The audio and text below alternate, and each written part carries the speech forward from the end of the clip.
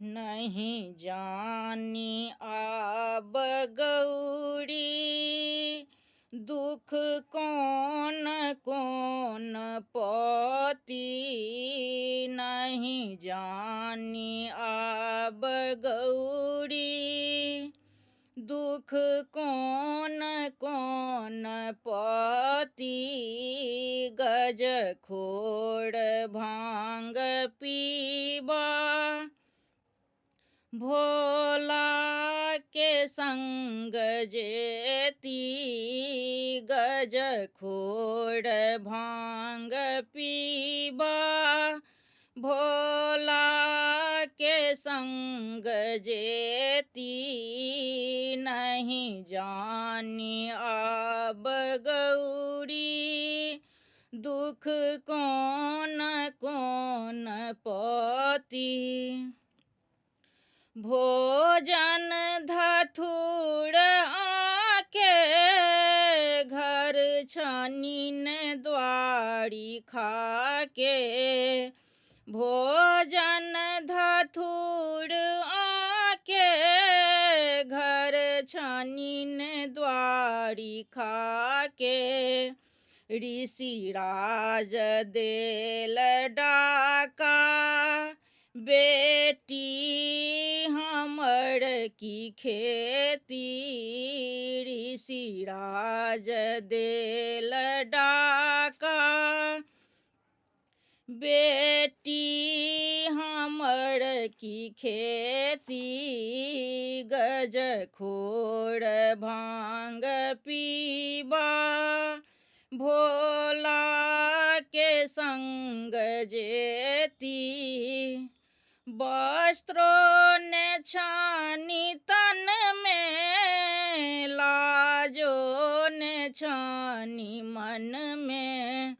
वस्त्रों ने छानी तन में लाजो ने छानी मन में। बिहरथी मसान बन में तिनके प्रिया कहती।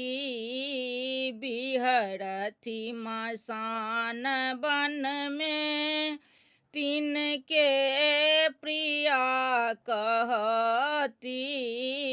गज खोड़ भांग पीबा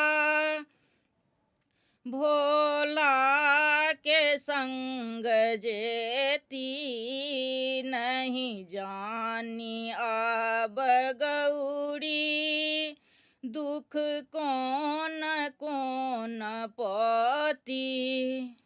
भरी देह हाड़ सापक विष अंग अंग व्यापक। भरी देह हाड़ सापक विष अंग अंग व्यापक। फल थीक घोर पापक एहनाक नारी हेती।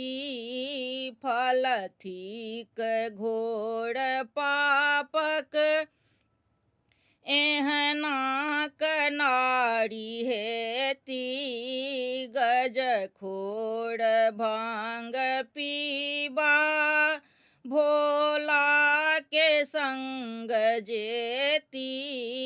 नहीं जानी आब गौरी दुख कौन कौन पति।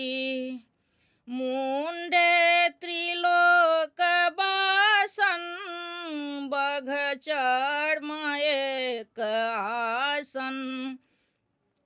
मुंडे त्रिलोक बासन बघ चर्म एक आसन। रंग रूप बौरा हासन हमरा सराप देती। रंग रूप बौरा हासन हमरा सराप देती। गज खोड़ भांग पीबा भोला के संग जेती नहीं जानी अब गौरी। दुख कौन कौन पति नहीं जानी अब गौरी। दुख कौन कौन पति।